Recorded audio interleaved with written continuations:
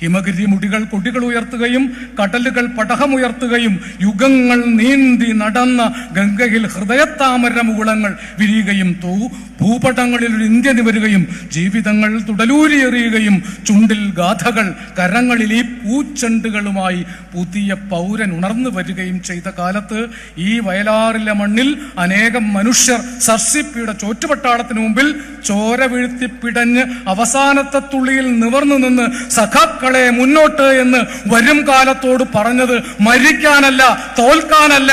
തോൽക്കാൻ ഞങ്ങൾക്ക് മനസ്സില്ല, മരിക്കാൻ ഞങ്ങൾക്ക് മനസ്സില്ല.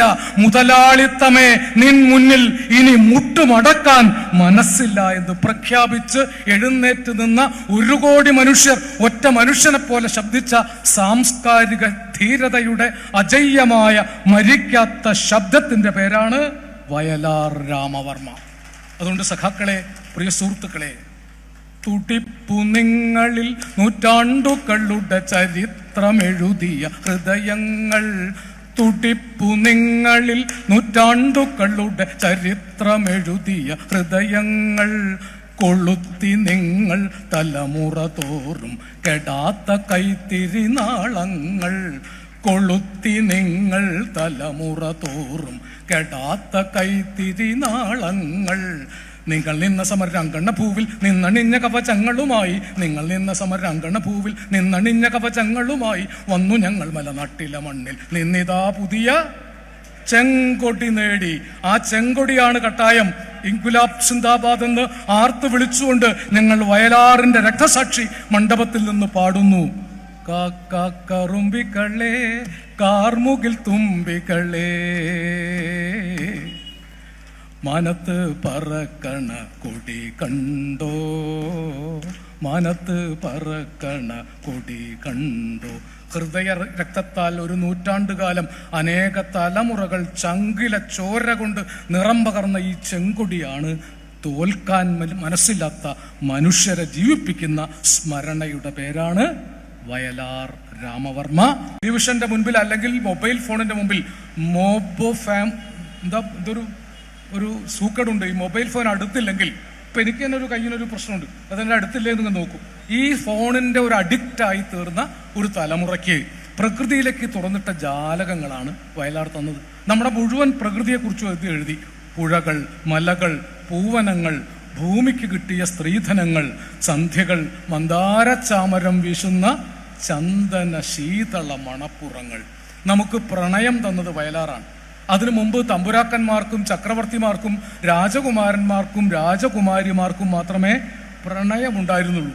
നാട്ടിൻ പുറത്തെ നീലി പെണ്ണിന് പ്രണയമുണ്ടാക്കി കൊടുത്തു.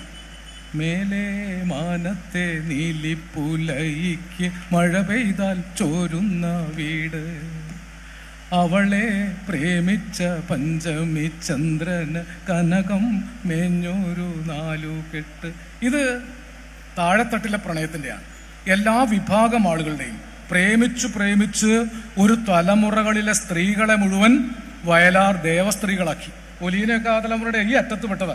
എൻ്റെ അമ്മയടക്കമുള്ളൊരു തലമുറ ദേവസ്ത്രീകളായി മാറിയത് വയലാറിൻ്റെ പ്രേമഗാനങ്ങൾ കേട്ട് കേട്ട് കേട്ട് അഹല്യ പണ്ട് ശ്രീരാമപാദം കൊണ്ട് പുനർജനിച്ചതുപോലെ എന്തൊക്കെ മനോഹരമായ പദങ്ങളാണ്. സന്യാസിനി, ചക്രവർത്തിനി, പ്രേമ ഭിക്ഷുകി, അല്ലേ? വയലാർ സ്ത്രീകളെ അങ്ങനെയൊക്കെ വിളിച്ചത്. അങ്കനമാർ മൗലേ, അംശുമതി ബാലേ, അനങ്ക കാവ്യകലേ. സ്ത്രീകളെ ഇത്ര ആദരവോടും പ്രണയത്തോടും വിളിച്ച ചക്രവർത്തിനി, നിനക്ക് ഞാൻ എൻ്റെ ശില്പഗോപുരം തുറന്നു, പുഷ്പപാതുകം പുറത്തു വെക്കൂ, നീ നഗ്നപാതയായി അകത്തു വരൂ, സാലഭഞ്ജികകൾ കൈകളിൽ കുസുമതാലമേന്തി വരവേൽക്കും, പഞ്ചലോഹ മണിമന്ദിരങ്ങളിൽ മൺവിളക്കുകൾ പൂക്കും, ദേവകന്യകകൾ നിന്നെ ഒരു കാവ്യലോക സഖിയാക്കും. ഏത് പെണ്ണാണ് ആ ശില്പഗോപുരത്തിലേക്ക് പോകാതിരിക്കുക, അല്ലേ? അത്രമേൽ പ്രണയാതുരമായിട്ടാണ്. വെണ്ണക്കല്ലു കൊണ്ടല്ല, വെള്ളി നിലാവു കൊണ്ടല്ല, സൗന്ദര്യദേവതെ നിന്നെ നിർമ്മിച്ചത് സൗഗന്ധികങ്ങൾ കൊണ്ടല്ല. വെണ്ണക്കല്ലുകൊണ്ടല്ല, വെള്ളി നിലാവ് കൊണ്ടല്ല, ഈ സൗന്ദര്യ ദേവതയെ സ്വപ്നങ്ങൾ കൊണ്ട് മെനഞ്ഞെടുത്തതാണ്. എല്ലാ സ്ത്രീകളെയും സുന്ദരികളാക്കി. പ്രേമിച്ച് പ്രേമിച്ച് നിന്നെ ഞാനൊരു ദേവസ്ത്രീയാക്കും എന്ന് പറഞ്ഞു. കാടായ കാടുകൾ മുഴുവൻ ഞാനൊരു കതിർമണ്ഡപമാക്കും. വയലാറിൻ്റെ വരികൾ ചെന്ന് തൊട്ടപ്പോൾ പൂക്കാത്ത കടമ്പുകളൊക്കെ പുഷ്പിച്ചു. എല്ലാ സ്ത്രീകളും സുന്ദരികളായി, എല്ലാ പുരുഷന്മാരും സുന്ദരന്മാരായി. വയലാർ പുരുഷന്റെ പക്ഷത്തു നിന്നും പ്രേമിച്ചു, സ്ത്രീയുടെ പക്ഷത്തു നിന്നും പ്രേമിച്ചു. രാജശില്പി, നീ എനിക്കൊരു പൂജാവിഗ്രഹം തരുമോ? പുഷ്പാഞ്ജലിയിൽ പൊതിയാൻ എനിക്കൊരു പൂജാവിഗ്രഹം തരുമോ? ഇത് സ്ത്രീയുടെ പ്രണയസങ്കല്പമാണ്. അതേസമയം ഈ ചക്രവർത്തി പുരുഷന്റെ പ്രണയസങ്കല്പമാണ്. ഇത് ലോകത്തിലെ മുഴുവൻ പ്രണയ സങ്കല്പങ്ങളെ കടം കൊണ്ടിട്ടാണ്. ഡാലിയ പൂക്കളെ ചുംബിച്ചു ചുംബിച്ച് ദാഹിച്ചുറങ്ങും പ്രിയ മനോരാജ്യമേ, ഹേമാംബരാഡംബരാംഗിയായി മേവുന്ന ഹേമന്തരാത്രിതൻ മുഗ്ധ സൗന്ദര്യമേ, ഓടക്കുഴലിൻ സ്വരാമൃതമോ, കയ്യിൽ ഓമർ ഖയാമിന്റെ മുന്തിരിപാത്രമോ, ഷെല്ലി രചിച്ചോരനശ്വര കാവ്യമോ. ഒരു പ്രണയ കവിതയിൽ ഷെല്ലി, ഓമർ ഖയാം, അതോടൊപ്പം സോളമൻ, അതോടൊപ്പം ഹേമാംബരാഡംബരാംഗി. ലളിത സഹസ്രനാമത്തിൽ നിന്ന് ദേവി തന്നെ കാമുകിയായിട്ട് ഇറങ്ങി വരിക. ഇങ്ങനെ ഒരു സങ്കല്പം മലയാളിക്ക് കവിതകളിൽ ഒരു മാനദണ്ഡം ഉണ്ടാക്കി തന്നത് വയലാർ രാമവർമ്മയാണ്. പൊട്ടക്കവിത എഴുതിയാൽ മലയാളികൾ സമ്മതിക്കില്ല. കാരണം വയലാർ ഒരു സ്കെയിൽ ഉണ്ടാക്കി തന്നിട്ടുണ്ട്, അല്ലേ? ഈ ചക്രവർത്തിനെയൊക്കെ സൃഷ്ടിച്ച നാട്ടിൽ ആണ് കാമുകിയെ രാക്ഷസിയാക്കിയ പാട്ടുണ്ടായത്. മലയാളത്തിലാണ് ആദ്യമായിട്ട് എൻ കരളിൽ താമസിച്ചാൽ ഉമ്മ തരാം രാക്ഷസി എന്നൊരു പാട്ടുണ്ടായത്. രാക്ഷസിയാണ് കാമുകി എന്ന് കണ്ടുപിടിച്ച കാമുകനും കേരളത്തിലുണ്ടായി. ആരോ ചെമ്മനം ചാക്കോ ഒരു കവിത എഴുതിയിട്ടുണ്ട്. അദ്ദേഹം ഒരു മരണവീട്ടിൽ പോയി. പ്രായമായ ഒരു സ്ത്രീയാണ് മരിച്ചത്. അദ്ദേഹം പോയപ്പോൾ കണ്ട അനുഭവമാണ്. അപ്പോഴാണ് മന്ത്രി അവിടെ സന്ദർശനം നടത്തിയത്. മന്ത്രി വന്ന് ഈ ശവശരീരത്തെ കുനിഞ്ഞ് ഒന്ന് അഭിവാദ്യം ചെയ്യാൻ വേണ്ടി കുനിഞ്ഞപ്പോൾ അദ്ദേഹത്തിന്റെ പോക്കറ്റ് കിടന്ന മൊബൈൽ ഫോൺ ഉച്ചത്തിൽ റിംഗ് ടോൺ കേൾക്കാൻ തുടങ്ങി. ഉമ്മ തരാം രാക്ഷസി. അതോടുകൂടി മരണ വീട്ടിൽ കൂട്ടച്ചിരിയായി. രാക്ഷസി എന്ന് സംബോധന ചെയ്ത പാട്ടെഴുത്തുകാരുണ്ടായത്. അതുകൊണ്ടാണ് ഈ കൊക്കോ കോഴി ചില്ലി ചിക്കൻ പീസായി നിന്നെ കൊത്തി വിഴുങ്ങും ഞാൻ എന്നൊക്കെ പാട്ട് മലയാളത്തിലെ പാട്ടായത്. പ്രണയഗാനാണ്. പ്രേമമൂത്താൽ കാമുകൻ കാമുകിയെ ചില്ലി ചിക്കൻ പീസാക്കിയിട്ട് കൊത്തി വിഴുങ്ങണം. അതുകൊണ്ടാണ് കാമുകന്മാരൊക്കെ ഇപ്പോൾ കേരളത്തിൽ കാമുകിമാരെ കുത്തി കൊല്ലുന്നത്.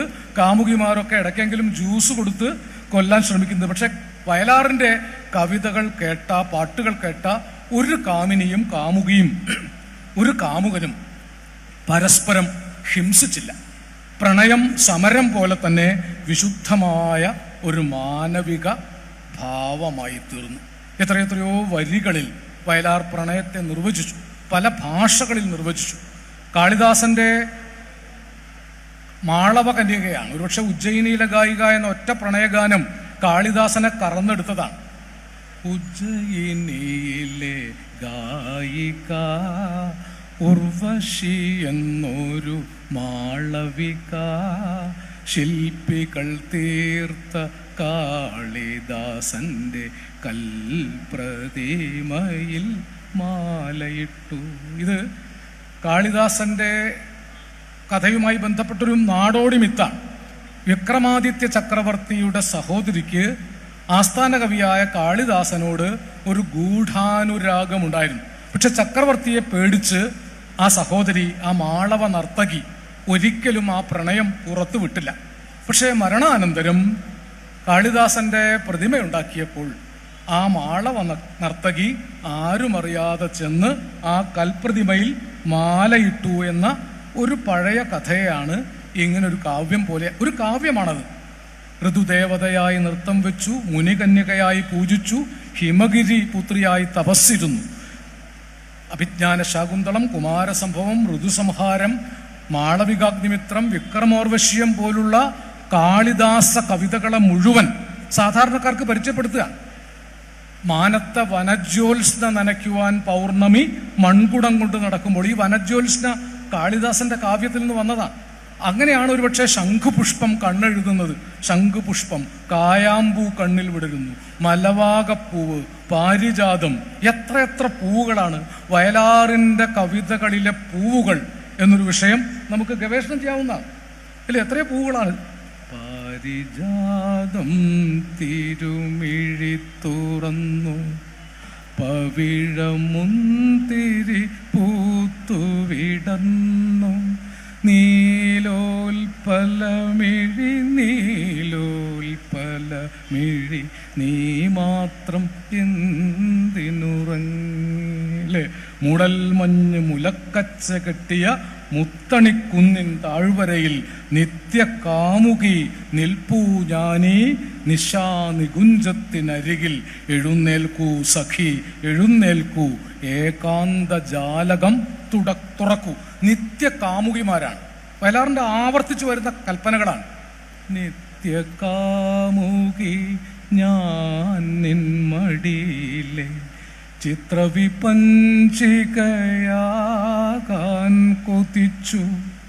ആ മൃണാളമൃദുലാങ്കുലിയിലെ പ്രേമ പല്ലവിയാകാൻ കൊതിച്ചു. നിത്യകാമുകി ഞാൻ നിൻ മടിയിലെ ചിത്രവിപഞ്ചികയാകാൻ കൊതിച്ചു.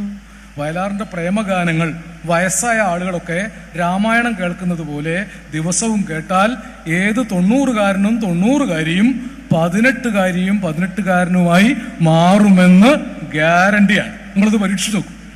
വയസ്സാവുമ്പോൾ രാമായണമല്ല വായിക്കേണ്ടത്, വയലാറിന്റെ പാട്ടുകൾ നിവർത്തി വെച്ച് വായിച്ചാൽ നമുക്ക് വയസ്സാവില്ല. അതുകൊണ്ടാണ് ഈ വയലാറുകാരൊക്കെ ഇങ്ങനെ വയസ്സാവാതിരിക്കുന്നത്. അതുകൊണ്ടാണ് വയലാറിൽ ആരും മരിക്കാത്തത്. കാരണം ഇവിടെ കവി മൃത്യുഞ്ജയ ബലതന്ത്രം കവിത കൊണ്ട് നിങ്ങൾക്ക് സമ്മാനിച്ചിരിക്കുന്നു. ഞാനൊക്കെ ഇടയ്ക്കിടയ്ക്ക് വരുന്നത് എനിക്കും മരിക്കാതിരിക്കണമെന്ന് ആഗ്രഹമുണ്ട്. വയലാറിൽ പലതവണ വന്നാൽ മരിക്കാതിരിക്കാമോ എന്ന് ആലോചിക്കുക. കാരണം ഇതൊരു സംസ്കൃതിയുടെ ഭൂമിയാണ്. മനുഷ്യനുമായി ബന്ധപ്പെട്ട എല്ലാം. അതാണ് മാർക്സിസത്തിന്റെ ഏറ്റവും ഉന്നതമായ ഒരു വചനം. അത് നിങ്ങൾ എപ്പോഴും ആലോചിക്കണം. കാൾ മാർക്സ് പറഞ്ഞു, മനുഷ്യനുമായി ബന്ധപ്പെട്ട യാതൊന്നും മാർക്സിസത്തിന് അന്യമല്ല. ഇത് ആവർത്തിച്ച് പുതിയ മാർക്സിസ്റ്റുകാരും പുതിയ കമ്മ്യൂണിസ്റ്റുകാരും കോപ്പി എഴുതി പഠിക്കണം. മനുഷ്യനുമായി ബന്ധപ്പെട്ട യാതൊന്നും മാർക്സിസത്തിന് അന്യമല്ല. അതുകൊണ്ട് ചെണ്ടയും കിണ്ടിയും വേദവും ഉപനിഷത്തും അമ്പലവും ഒക്കെ പുനരുത്ഥാനവാദികളായ RSSകാർക്ക് വിട്ടുകൊടുക്കാനുള്ളതല്ല, അതൊക്കെ മനുഷ്യർക്ക് വേണ്ടി തിരിച്ചു പിടിക്കാനുള്ളതാണ്. അതുകൊണ്ടാണ് വയലാറിന് ഇത് എഴുതുമ്പോൾ ഒരു മടിയുണ്ടായിട്ടില്ല. പൊള്ളയായ ഒരു ഉടുക്കുമായി പേട്ട തുള്ളി പാട്ടുപാടി 18-ാം പടി ചവിട്ടാൻ വരുന്നു ഞങ്ങൾ എന്നെഴുതി. ശബരിമലയിൽ തങ്കസൂര്യോദയം, ഈ സംക്രമപ്പുലരിയിൽ അഭിഷേകം, ഭക്തകോടി തേടിയെത്തും സന്നിധാനത്തിൽ വന്നെത്തും എൻ്റെ ഹൃദയവും ഉടുക്കും കൊട്ടി, നെഞ്ചിലെ വെളിച്ചത്തിൻ കതിരെടുത്ത് അതിൽ നിൻ പ്രസാദം ചാലിച്ച് നെറ്റിയിലിട്ട് വെളുത്ത ഭസ്മത്തിനാൽ അഭിഷേകം, നിത്യ കളഭ ചന്ദനങ്ങളാൽ അഭിഷേകം. ഓട്ടൂർ ഉണ്ണി നമ്പൂരിപ്പാടിന് പോലും ഇത്രയും ഭക്തിസാന്ദ്രമായ ഒരു ഭക്തി കാവ്യം എഴുതാൻ പറ്റില്ല.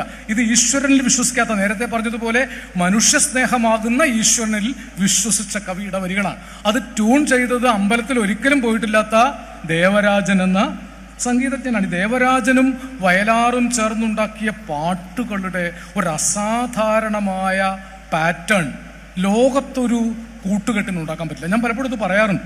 വയലാറിന് എഴുതി കൊടുക്കാൻ വരികൾ ഇഷ്ടം പോലെ ഉണ്ടായിട്ടും ചില സ്ഥലത്ത് വയലാർ വരികൾ എഴുതി കൊടുക്കില്ല. അവിടെ ഹമ്മിങ് കൊണ്ട് അദ്ദേഹം പൂരിപ്പിക്കും. അതിപ്രശസ്തമായ ഒരു പാട്ടില്ലേ, ഇവിടെയോരോ ജീവതരംഗവും ഇണയെ തേടും രാവിൽ, നാണത്തിൽ മുങ്ങിയ കായലിൻ കവിളിൽ നഖചിത്രമെഴുതും നിലാവിൽ, നീയും ഞാനും നമ്മുടെ പ്രേമവും കൈമാറാത്ത വികാരമുണ്ടോ? ഓ ഓ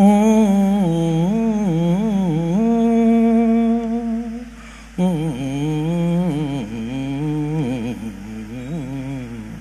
സംഗമം സംഗമം ത്രിവേണി സംഗമം ശൃംഗാരപദമാടും യാമം മദാലസയാമം.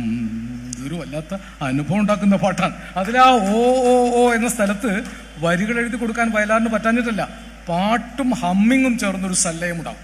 ഈ പ്രദേശത്തിന്റെ എത്രയോ സങ്കല്പങ്ങൾ പാട്ടിലാക്കി. ആമ്പൽ പൂവേ അണിയം പൂവേ നീയറിഞ്ഞോ നീയറിഞ്ഞോ ഇവളെൻ്റെ മുറപ്പെണ്ണ് ആമ്പൽ പൂവേ അണിയം പൂവേ നീയറിഞ്ഞോ നീയറിഞ്ഞോ ഇവളെൻ്റെ മുറപ്പെണ്ണ് ഏലം ഏലം ഏലേലം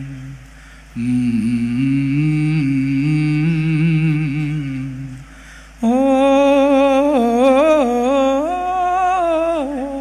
ഇതുകൂടി ചേർന്നാലേ ആ പാട്ട് പൂർത്തിയാവും. അതൊരു പക്ഷേ ഈ കായലോളങ്ങൾ നിറഞ്ഞ വൈക്കം കായലിൽ ഓളം തള്ളുമ്പോൾ എന്ന് വയലാറിൻ്റെ ഒരു കവിതയാണ്. വൈക്കം കായലും ഈ പ്രദേശത്തെ പുന്നമടക്കായലും അഷ്ടമുടിക്കായലും ആലപ്പുഴക്കായലും ഒക്കെ ചേർന്ന് കിടക്കുന്ന മധ്യ കേരളം തൊട്ട് തെക്കോട്ടുള്ള പ്രദേശത്തിൻ്റെ സംസ്കൃതികളിൽ നിന്നാണ് വയലാർ ഇതൊക്കെ കൊണ്ടുവന്നത്. ഇവിടുത്തെ ചരിത്രം തെക്കുംകൂർ അടിയാത്തി തളിരു പുള്ളോത്തി സർപ്പം പാട്ടിന് പാടാൻ പോയി കുടവും വീണയും, അത് തെക്കുംകൂർ രാജവംശം, വടക്കുംകൂർ രാജവംശം, ഇതിനപ്പുറത്ത് കിടക്കുന്ന ഹരിപ്പാടിനോട് ചേർന്ന് കിടക്കുന്ന ഒരു നാട്ടുരാജ്യത്തിൻ്റെ അനേക സംസ്കൃതികൾ, ഓണാട്ടുകര, കാർത്തികപ്പള്ളി, വയലാർ, മേനാശ്ശേരി, ഉള്ളതല, ഇങ്ങനെ അരൂര് തൊട്ട് മാവേലിക്കര വരെയൊക്കെ പരന്നു കിടക്കുന്ന ആലപ്പുഴയുടെ ജില്ലയിൽ ഇന്ന് ഉൾപ്പെട്ട പ്രദേശങ്ങളുടെ നാട്ടറിവ്, നാനാർത്ഥങ്ങൾ, ദേശപുരുഷാർത്ഥങ്ങൾ, സൗന്ദര്യമണ്ഡലങ്ങൾ, പുഴകൾ, മലകൾ, കായലുകൾ, കുന്നിൻപുറങ്ങൾ, പൂവുകൾ, പുരുഷാർത്ഥങ്ങൾ ഒക്കെ പാട്ടിലും കവിതയിലും നിറച്ചു വെച്ചിരിക്കുക. ഇതൊക്കെ കൂടി ചേർത്താൽ നിങ്ങൾ നോഹയുടെ പെട്ടകത്തിൽ കയറാൻ പോകുന്നതിന് മുമ്പ് നിർബന്ധമായും കയ്യിൽ കരുതേണ്ട ഒരു പുസ്തകം വയലാർ രാമവർമ്മയുടെ കവിതകളും പാട്ടുകളുമാണ്. കാരണം മനുഷ്യവംശം അവസാനിച്ചാൽ നമുക്ക് നല്ലൊരു മനുഷ്യവംശത്തെ സൃഷ്ടിക്കണമെങ്കിൽ വയലാറിന്റെ പാട്ടുകളും കവിതകളും വേണം. ഇങ്ങനെ എത്രയോ ഉദാഹരണങ്ങൾ. ഞാൻ ഈ അശ്വമേധത്തെക്കുറിച്ച് സാന്ദർഭികമായിട്ട് പരാമർശിച്ചപ്പോൾ അശ്വമേധം നാടകത്തിന് വേണ്ടി പാട്ടെഴുതിയത് വയലാറാണ്, സിനിമയ്ക്ക് വേണ്ടി പാട്ടെഴുതിയത് വയലാറാണ്. അതിൽ രണ്ട് വികാരങ്ങളെ രണ്ട് പാട്ടുകൾ നിർവചിക്കുന്നുണ്ട്. ഒരുപക്ഷെ ഒരു സ്ത്രീ വിവാഹപൂർവ്വ രാത്രികളെ കുറിച്ച് സ്വപ്നം കാണുന്നതായിട്ട് ലോകത്താകെ എഴുതിയത് ഒരു പുരുഷ കവിയാണ്. അല്ലെ, സ്ത്രീകൾ എഴുതിയിട്ടില്ല ഒലീന. സ്ത്രീകൾ വിവാഹപൂർവ്വ രാത്രികളിൽ 7 സുന്ദര രാത്രികളിൽ സ്വപ്നം കാണുന്നുണ്ട് എന്ന് വയലാറാണ് പറഞ്ഞത്. അതിലെ വരികളൊക്കെ പ്രകൃതിയോട് ചേർന്നതാണ്. മാനസ സരസിൽ പറന്നിറങ്ങിയ മരാള കന്യകളെ, മനോഹരാംഗികളെ, നിങ്ങളുടെ പവിഴ ചുണ്ടിൽ നിന്നൊരു മംഗളപത്രമെനിക്കു തരൂ, ഈ പൂ ഇത്തിരി പൂ പകരമി പൂതരാം. 7 സുന്ദര രാത്രികൾ, ഏകാന്ത സുന്ദര രാത്രികൾ, വികാരതരളിത ഗാത്രികൾ, വിവാഹപൂർവ രാത്രികൾ. ഇത് പറഞ്ഞ അതേ ഷീലയുടെ കഥാപാത്രമാണ്. ആ കഥാപാത്രം കുഷ്ഠരോഗിണിയായി നൂറിനാട്ടെ കുഷ്ഠരോഗത്തിന്റെ സാനറ്റോറിയത്തിലേക്ക് പോയി അവിടെ ഇരുന്നൊരു പാടുന്ന പാട്ടും പ്രകൃതി തന്നെയാണ്. ഇവിടെ പ്രകൃതി മാനസ സരസിൽ പറന്നിറങ്ങുന്ന മരാള കന്യകകളാണ്. പക്ഷെ അവിടെ പ്രകൃതി വർണ്ണചിത്രങ്ങൾ വരയ്ക്കുവാനെത്തുന്ന വൈശാഖ സന്ധ്യകളെ, ഞങ്ങളെ മാത്രം കറുത്ത ചായം മുക്കി എന്തിനീ മണ്ണിൽ വിരച്ചു, എന്തിനീ മണ്ണിൽ വരച്ചു. പ്രകൃതി തന്നെയാണ്. വാസനപ്പൂമ്പൊടി തൂകുവാൻ എത്തുന്ന വാസന്ത ശില്പികളെ, പൂജക്കെടുക്കാതെ പുഴുക്കുത്തി നിൽക്കുന്ന പൂക്കളെ നിങ്ങൾ മറന്നു. ഇപ്പൊ പ്രകൃതിയെ തന്നെ മനുഷ്യഭാവങ്ങൾക്കനുസരിച്ച് ഭാവം പകരുന്ന ചൈതന്യമായിട്ട് വയലാർ. ഇപ്പോൾ കയ്യിലൊരു ഇന്ദ്രധനുസ്സുമായി കാറ്റത്ത് പെയ്യുവാൻ വരുന്ന തുലാവർഷമേഘം, അത് വയലാർ എഴുതി വെച്ചിട്ടുണ്ട്. കയ്യിലൊരു ഇന്ദ്രധനുസ്സുമായി കാറ്റത്ത് പെയ്യുവാൻ വന്ന തുലാവർഷ മേഘമേ കമ്ര നക്ഷത്ര രജനിയിൽ ഇന്നലെ കണ്ടുവോ നീ എൻ്റെ രാജഹംസത്തിനെ? ഞാൻ ചോദിക്കാൻ ആഗ്രഹിക്കുന്നു, തുലാവർഷ മേഘമേ കണ്ടുവോ നീ ഞങ്ങളുടെ വയലാർ രാമവർമ്മയെ? കണ്ടിട്ടുണ്ടാകും. പ്രകൃതി കാണുന്നുണ്ട്. നിങ്ങൾ കാണുന്നത് പോലെ പ്രകൃതി കാണുന്നു, ചരാചരങ്ങൾ കാണുന്നു. വയലാറിൻ്റെ ഓരോ പാട്ടും എടുത്ത് വിസ്തരിക്കേണ്ടത്. ഒരു പാട്ടെടുത്ത് വിസ്തരിച്ചാൽ തന്നെ കുടമുല്ലപ്പൂവിനും മലയാളി പെണ്ണിനും ഉടുക്കാൻ വെള്ളപ്പുടവ കുളിക്കാൻ പനിനീർ ചോല എന്നൊരു പാട്ടിൽ എഴുതുന്നു. നുണക്കുഴിക്കവിളിൽ നഖചിത്രം എഴുതും താരെ എന്ന അതേ പടത്തിൽ തന്നെ വേറെ തരത്തിൽ എഴുതുന്നു. വയലാർ ഇങ്ങനെ മനുഷ്യനെ അചുംബിത കൽപ്പനകൾ കൊണ്ട് മഹത്വവൽക്കരിക്കുകയാണ്. സൂര്യകാന്ത കൽപ്പടവിൽ ആര്യപുത്രന്റെ പൂമടിയിൽ നിന്റെ സ്വപ്നങ്ങളെ നീ കിടത്തിയുറക്കൂ സ്വയം പ്രഭേ സന്ധ്യേ എന്നൊരു പാട്ടിലാണ്, പ്രണയഗാനത്തിലാണ് എഴുതി വെക്കുന്നത്. ഒരിക്കൽ വളരെ പെട്ടെന്ന് എഴുതി കൊടുത്താണെന്ന് പറയുന്നുണ്ട്. MK അർജുനന് വേണ്ടി ഒരു സിനിമയ്ക്ക് വളരെ കുറഞ്ഞ സമയം കൊണ്ടാണ് ഒരു 4 വരി എഴുതി കൊടുക്കുന്നത്. പക്ഷെ ആ 4 വരിയുടെയൊക്കെ അർത്ഥം ദിവസങ്ങൾ കൊണ്ട് വ്യാഖ്യാനിച്ചാലും ഭാമിനി പ്രപഞ്ചശില്പിയുടെ വെറും ഒരു പഞ്ചലോഹ പ്രതിമയല്ല നീ. എനിക്കിപ്പോഴും മനസ്സിലായിട്ടില്ല ഭാമിനി എന്ന് പറയുന്ന ഒരു സങ്കല്പത്തെ. പ്രപഞ്ചശില്പിയുടെ വെറും ഒരു പഞ്ചലോഹ പ്രതിമയല്ല നീ എന്ന് പറഞ്ഞിട്ട് അദ്ദേഹം വ്യാഖ്യാനിക്കുന്നു. കാമാക്ഷി കാതരാക്ഷി പോലുള്ള പാട്ടുകളിൽ, പുനർജന്മത്തിലെ എണ്ണമറ്റ പാട്ടുകളിൽ കാമശാസ്ത്രം എഴുതിയ മുനിയുടെ കനകതൂലികെ നീ മാനവജന്മമാം തുണീരത്തിലെ മന്ത്രശരമായി. പല മഹർഷിമാരെ കുറിച്ചും നമ്മുടെ സംഘപരിവാര ശക്തികൾ പറയാറുണ്ടെങ്കിലും കാമശാസ്ത്രം എഴുതിയ വാത്സ്യായന മഹർഷിയെ കുറിച്ച് മാത്രം പറയാറില്ല. നമ്മുടെ മഹർഷിമാർ കാമശാസ്ത്രവും എഴുതിയവരാണ്. അവർ ഭൗതികവാദവും സൃഷ്ടിച്ചവരാണ്. ഇന്ത്യയിലെ മഹർഷിമാരിൽ കപിലൻ, കണാദൻ, ഗൗതമൻ, ലോകായതന്മാരായ എത്രയോ ആളുകൾ, എത്രയോ ബുദ്ധനെ പോലുള്ള ആളുകൾ, എത്രയെത്രയോ ആളുകൾ ഭൗതികവാദ ദർശനങ്ങളും ഉണ്ടാക്കിയിരുന്നു. നമുക്ക് റെനി ദക്കാർത്തെ തൊട്ട് കാൾ മാർക്സ് വരെ പാശ്ചാത്യ ലോകത്ത് ആവിർഭവിച്ച ഭൗതികവാദ സിദ്ധാന്തങ്ങളെ കിടപിടിക്കുന്ന അല്ലെങ്കിൽ അതിനെ മറികടക്കുന്ന ഭൗതികവാദ ദർശനങ്ങൾ ഇന്ത്യയിലുണ്ടായിരുന്നു. അത് പിൽക്കാലത്തെ ബ്രാഹ്മണ മതങ്ങൾ മറച്ചു വെക്കുകയാണ് ചെയ്തത്. വയലാർ രാമവർമ്മ ഒരു സിനിമ പാട്ടിൽ, ഞാനിത് മുമ്പ് പറഞ്ഞിട്ടുണ്ട്, ഒരു സിനിമയിൽ CID വേഷം മാറി നടക്കുമ്പോൾ ഒരു പാട്ട് പാടുകയാണ്. CIDക്ക് ഏത് പാട്ടും പാടാം. Why this kolaveri kolaveri dim എന്ന് പാടാം, ഒന്നാം വട്ടം കണ്ടപ്പോൾ പെണ്ണിന് കിണ്ടാണ്ടെന്ന് പാടാം, പരിപ്പ് പാടാം, പപ്പടപാടാന്ന് പാടാം, ഏത് പാടിയാലും കുഴപ്പമില്ല. ഈ ഒന്നാം വട്ടം കണ്ടപ്പോൾ പെണ്ണിന് കിണ്ടാണ്ടം എന്നൊരു പാട്ടുണ്ട്. അത് എഴുതിയത് എൻ്റെ ഒരു സുഹൃത്താണ്.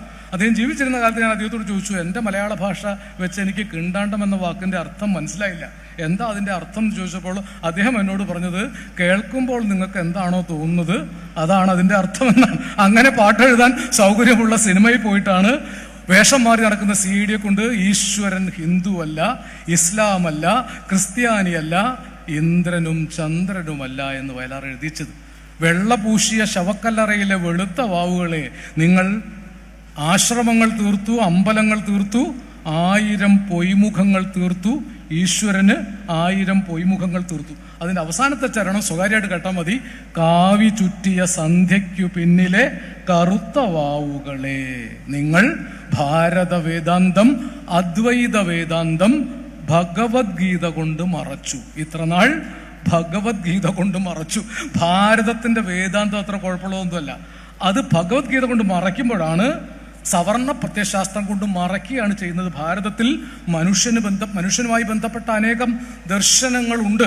അതിനെക്കുറിച്ച് പഠിച്ച ആളാണ് വയലാർ. വയലാറിൻ്റെ കൃതികൾ നിങ്ങൾ വായിച്ചു നോക്കണം. അദ്ദേഹത്തിൻ്റെ ഒരേ ഒരു യാത്രാവിവരണ പുസ്തകമേ ഉള്ളൂ. ഇത്ര മനോഹരമായ ഒരു യാത്രാവിവരണ കൃതി മലയാളത്തിൽ അതിനു മുമ്പ് ഉണ്ടായിട്ടില്ല, പിന്നീടുണ്ടായിട്ടില്ല. അതിമനോഹരമായ ഗദ്യം എഴുതാൻ കഴിയുന്ന ആളായിരുന്നു അദ്ദേഹം. അതിലാണ് എഴുതിയിരിക്കുന്നത്, ആര്യഗോത്ര തലവന്മാർ അനുചരന്മാരുമായി ദക്ഷിണ ഭാരത ഭൂമിയിൽ സംഘങ്ങളായി വന്ന് സംസ്കാര സംഹിതയാകെ തിരുത്തിക്കുറിച്ച നാൾ,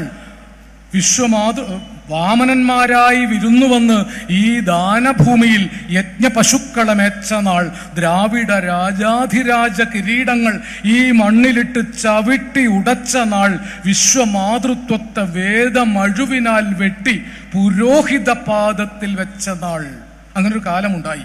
ദ്രവിഡിയൻ നാട്ടു സംസ്കൃതികളെ ചവിട്ടിമെതിച്ച് ആര്യ സംസ്കാരത്തെ അടിച്ചേൽപ്പിച്ച ഒരു സംസ്കൃതിക്കെതിരെ ഇവിടെ ഉണ്ടായ മഹാബലി അടക്കമുള്ള ദ്രാവിഡിയൻ സങ്കല്പങ്ങളെ, നാട്ടുസങ്കല്പങ്ങളെ, നാട്ടുപുരാവൃത്തങ്ങളെ പാട്ടിലൊക്കെ നമ്മൾ അറിയാത്ത വിധത്തിലാണ് കൊണ്ടുചേർക്കുന്നത്. നമ്മൾ ആലോചിക്കാൻ സമയം കൊടുക്കുകയാണെങ്കിൽ ഇത്രയോ ഓരോ പാട്ടൊന്നും കുഴിച്ചെടുക്കാൻ അനവധി കാര്യങ്ങളുണ്ട്. അങ്ങനെ മലയാളികളുടെ ബഹുമുഖമായ നാനാത്വങ്ങളെ, ബഹുസ്വര സംസ്കൃതികളെ മണ്ണിലിറങ്ങി നിന്ന് കണ്ട കവിയാണ്. ഈശ്വരനല്ല, മാന്ത്രികനല്ല ഞാൻ, പച്ച മണ്ണിൻ്റെ മനുഷ്യത്വമാണ് ഞാൻ. ഈ വയലാറിലെ തെരുവിൽ നടന്ന ഒരു പാവം രാമവർമ്മ തിരുമുൽപ്പാട് ഒരു പക്ഷേ പായൽ നിറഞ്ഞൊരു കുളത്തിൻ്റെ കരയിൽ നിന്ന് അന്ന് ധൈര്യപൂർവം ഒരു വിഗ്രഹം പിഴുതെടുത്ത് കുളത്തിലേക്ക് വലിച്ചെറിഞ്ഞ വിപ്ലവകാരി. ഇത് മലയാറ്റൂർ രാമകൃഷ്ണൻ പറഞ്ഞതാണ്. ഒരു രാത്രിയിൽ ഞങ്ങൾ പായൽ മൂടിയ ഒരു കുളത്തിൻ്റെ കരയിൽ നിന്ന് മനുഷ്യന് പ്രയോജനമില്ലാതെ നിൽക്കുന്ന ഒരു വിഗ്രഹം എടുത്ത് കുളത്തിലേക്ക് വലിച്ചെറിഞ്ഞു. വിഗ്രഹഭഞ്ജകനായ കവിയായിരുന്നു. അതുവരെ ഉപരിവർഗക്കാർ ഉണ്ടാക്കി വെച്ച വിഗ്രഹങ്ങളെ അടിസ്ഥാന ജനവർഗങ്ങളുടെ പക്ഷത്തു നിന്ന് ചവിട്ടി ഉടയ്ക്കുകയും പുതിയ ജനവർഗത്തിന് വേണ്ടി സ്വപ്നങ്ങൾ തരികയും, നൂറ്റാണ്ടുകൾ കഴിഞ്ഞാലും ഞാൻ വയലാർ മരിച്ചതിന് ശേഷം ജനിച്ച കുട്ടികൾ പലരും ഇതിൽ ഇരിക്കുന്നുണ്ട്. അവർ വയലാറിനെ കണ്ടിട്ടില്ല. പക്ഷെ വയലാറിൻ്റെ പാട്ടുകൾ ഇന്നും അവർ പാടുന്നുണ്ട്. ഇന്നും ഒരു പക്ഷേ പ്രേമിക്കാൻ ഏറ്റവും നല്ല വരികൾ വയലാറിൻ്റെതാണ്. മരിക്കാതിരിക്കാൻ നിങ്ങൾക്ക് സ്വകാര്യമായി നിങ്ങളുടെ ഫോണിൽ എടുത്തു വെക്കേണ്ട ഒരു പാട്ടാണ് ചന്ദ്രകളഭം ചാർത്തി ഉറങ്ങും തീരം, ഇന്ദ്രധനുസ്സിൻ തൂവൽ കൊഴിയും തീരം, ഈ മനോഹര തീരത്ത് തരുമോ ഇനിയൊരു ജന്മം കൂടി. മരിക്കണമെന്ന് എപ്പോഴെങ്കിലും തോന്നിയാൽ ആ പാട്ട് ഒരിക്കൽ കേട്ടാൽ മരിക്കാനുള്ള ആഗ്രഹം ഇല്ലാതാവും. ഇന്നത്തെ ആധുനിക മലയാളികൾ ആത്മഹത്യ ചെയ്യാതിരിക്കാൻ, ക്രിമിനലുകളാവാതിരിക്കാൻ, മാനസിക തകർച്ചയ്ക്ക് ആന്റി ഡിപ്രസന്റ് ഗുളികകൾ കഴിക്കാതിരിക്കാൻ വീട്ടിൽ സൂക്ഷിക്കേണ്ട ഒരു വിശിഷ്ട ഗ്രന്ഥത്തിന്റെ പേരാണ്, മതഗ്രന്ഥങ്ങളൊക്കെ മാറ്റിവെച്ചോളൂ, വയലാറിന്റെ കവിതകളും പാട്ടുകളും ഇടയ്ക്കെടുത്തൊന്ന് വായിച്ചാൽ വയസ്സന്മാർക്കൊക്കെ ചെറുപ്പമാവും, രോഗം മാറിക്കിട്ടും, മരിക്കാൻ തോന്നില്ല. ഈ നിത്യഹരിതയാം ഭൂമിയിലല്ലാതെ മാനസ സരസ്സുകളുണ്ടോ, സന്ധ്യകളുണ്ടോ, ചന്ദ്രികയുണ്ടോ, ഗന്ധർവഗീതമുണ്ടോ, വസുന്ധരെ കൊതി തീരും വരെ ഇവിടെ സ്നേഹിച്ചു മരിച്ചവരുണ്ടോ, ഈ വർണ്ണസുരഭിയാം ഭൂമിയിലല്ലാതെ കാമുക ഹൃദയങ്ങളുണ്ടോ, അല്ലേ, ഇവിടെ മതിയായി മരിച്ചവരുണ്ടോ? ഈ സ്വപ്നങ്ങളാണ് സ്വപ്നങ്ങളെ നിങ്ങൾ സ്വർഗകുമാരികളല്ലോ. നിങ്ങൾ ഈ ഭൂമിയിൽ ഇല്ലായിരുന്നെങ്കിൽ നിശ്ചലം ശൂന്യമീ ലോകം, അല്ലേ? ഇന്ദ്രനീലം കൊണ്ട് മാനത്ത് തീർത്തൊരു ഗന്ധർവ രാജാങ്കണത്തിൽ, ചന്ദ്രിക പൊൻതാഴികക്കുടം ചാർത്തുന്ന ഗന്ധർവ രാജാങ്കണത്തിൽ അപ്സര കന്യകൾ പെറ്റു വളർത്തിയ ചിത്രശലഭങ്ങൾ നിങ്ങൾ, സ്വർഗത്തിൽ നിന്നും വിരുന്നു വരാറുള്ള ചിത്രശലഭങ്ങൾ നിങ്ങൾ. ഞാൻ അറിയാതെ എൻ്റെ മാനസജാലക വാതിൽ തുറക്കുന്നു നിങ്ങൾ, ശില്പികൾ തീർത്ത ചുമരുകളില്ലാതെ ചിത്രം എഴുതുന്നു നിങ്ങൾ, 700 വർണ്ണങ്ങളാൽ എത്ര വാർമ വില്ലുകൾ തീർത്തു, കണ്ണുനീർ ചാലിച്ചെഴുതുന്നു, മായ്ക്കുന്നു വർണ്ണവിധാനങ്ങൾ നിങ്ങൾ വയലാർ, അല്ലേ? നിങ്ങൾ വയലാർ, ഈ മാന്ത്രികൻ മായാജാലക വാതിൽ തുറക്കും മധുരസ്മരണകൾ കൊണ്ട് മന്ദസ്മിതമാം മണിവിളക്കൊഴിയുന്ന ഒരു മന്ത്രവാദിയെപ്പോലെ നമ്മുടെ ജീവിതത്തെ ചൂഴ്ന്നു നിൽക്കുകയാണ്. വയലാറിൽ നിന്ന് മലയാളികൾക്ക് ഒരു കാലത്തും മോചനമുണ്ടാവുകയില്ല, മോചനമുണ്ടാവരുത്. മോചനമുണ്ടായാൽ കേരളം പുനരുത്ഥാനവാദികൾ കൈയടക്കും. അതുകൊണ്ട് വയലാർ പ്രതിരോധത്തിന്റെ അവസാനത്തെ ബലതന്ത്രമാണ്. ഹിമഗിരി മുടികൾ കൊടികൾ ഉയർത്തുകയും കടലുകൾ പടഹമുയർത്തുകയും യുഗങ്ങൾ നീന്തി നടന്ന ഗംഗയിൽ ഹൃദയത്താമര മുകുളങ്ങൾ വിരിയുകയും ഭൂപടങ്ങളിൽ ഒരു ഇന്ത്യ നിവരുകയും ജീവിതങ്ങൾ തുടലൂരിയെറിയുകയും ചുണ്ടിൽ ഗാഥകൾ കരങ്ങളിൽ ഈ പൂച്ചെണ്ടുകളുമായി പുതിയ പൗരൻ ഉണർന്നു വരികയും ചെയ്ത കാലത്ത് ഈ വയലാറിലെ മണ്ണിൽ അനേകം മനുഷ്യർ സർസിപ്പിയുടെ ചോറ്റുപട്ടാളത്തിന് മുമ്പിൽ ചോര വീഴ്ത്തി പിടഞ്ഞ് അവസാനത്തെ തുള്ളിയിൽ നിവർന്നു നിന്ന് സഖാക്കൾ മുന്നോട്ട് എന്ന് വരും കാലത്തോട് പറഞ്ഞത് മരിക്കാനല്ല, തോൽക്കാനല്ല. തോൽക്കാൻ ഞങ്ങൾക്ക് മനസ്സില്ല, മരിക്കാൻ ഞങ്ങൾക്ക് മനസ്സില്ല. മുതലാളിത്തമേ നിൻ മുന്നിൽ ഇനി മുട്ടുമടക്കാൻ മനസ്സില്ല എന്ന് പ്രഖ്യാപിച്ച് എഴുന്നേറ്റ് നിന്ന 1 കോടി മനുഷ്യർ ഒറ്റ മനുഷ്യനെ പോലെ ശബ്ദിച്ച സാംസ്കാരിക ധീരതയുടെ അജയ്യമായ മരിക്കാത്ത ശബ്ദത്തിന്റെ പേരാണ് വയലാർ രാമവർമ്മ.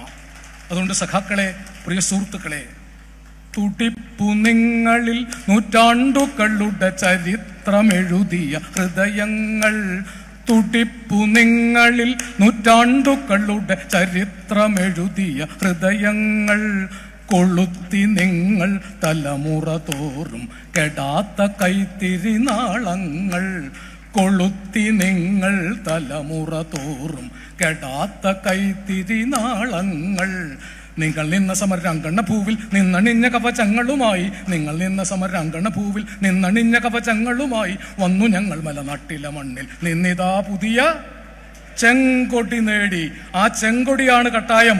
ഇൻകുലാബ് സിന്ദാബാദ് എന്ന് ആർത്ത് വിളിച്ചുകൊണ്ട് ഞങ്ങൾ വയലാറിന്റെ രക്തസാക്ഷി മണ്ഡപത്തിൽ നിന്ന് പാടുന്നു. കാക്കറുമ്പിക്കളേ കാർമുകിൽ തുമ്പികളേ മാനത്ത് പറക്കണ കൊടി കണ്ടോ, മാനത്ത് പറക്കണ കൊടി കണ്ടോ. ഹൃദയ രക്തത്താൽ ഒരു നൂറ്റാണ്ടുകാലം അനേക തലമുറകൾ ചങ്കില ചോര കൊണ്ട് നിറം പകർന്ന ഈ ചെങ്കൊടിയാണ് തോൽക്കാൻ മനസ്സില്ലാത്ത മനുഷ്യരെ ജീവിപ്പിക്കുന്ന സ്മരണയുടെ പേരാണ് വയലാർ രാമവർമ്മ. വയലാറിന് മരണമില്ല. അഭിവാദ്യം.